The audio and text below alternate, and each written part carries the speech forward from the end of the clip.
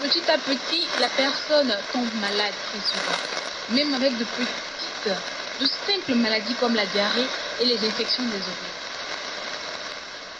Des infections comme la tuberculose, la pneumonie et autres sont aussi très répandues chez les personnes atteintes du sida. Au bout de quelque temps, ces infections s'aggravent et même des médicaments très forts sont impuissants à les traiter, puis la personne meurt.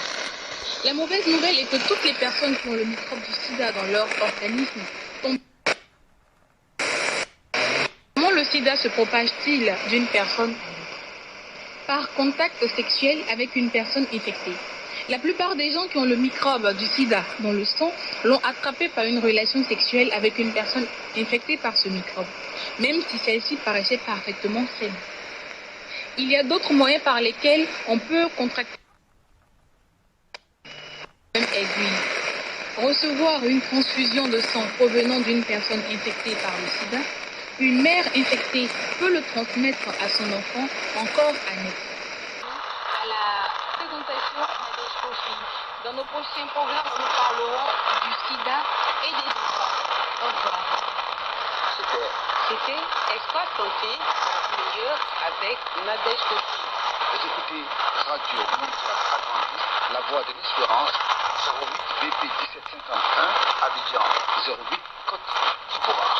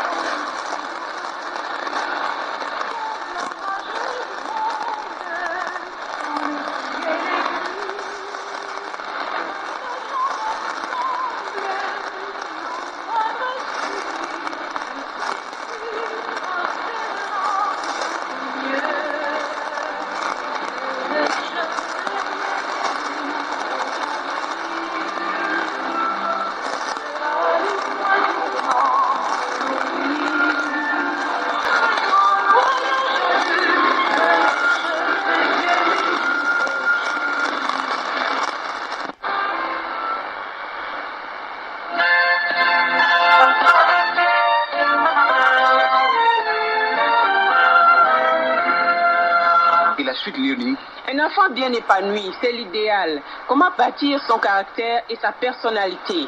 Goli Christophe pour vous entretenir.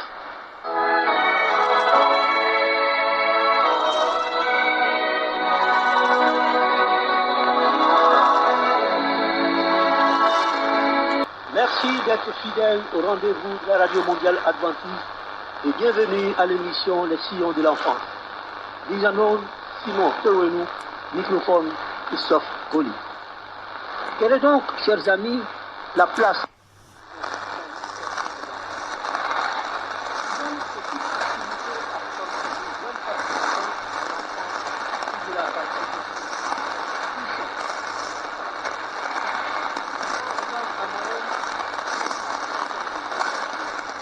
au lieu d'être répréhensible, est une grande aventure. Les chercheurs ont également révélé que l'enfant reproduira dans ce jeu une grande partie de ce qu'il a vu à la télévision. Le petit enfant est sensible à de telles influences, car il n'est pas capable, comme les adultes et les enfants plus âgés, de distinguer entre la fantaisie et la réalité.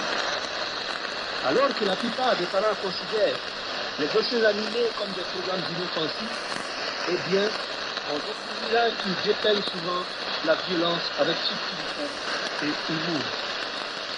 On peut affirmer sans crainte de se tromper que les représentations graphiques du crime et de la violence provoquent un appétit pour la violence, la renforce quand elle est présente, montre comment elle est exécutée et estompe dans la conscience de l'enfant le fait qu'elle est répréhensible.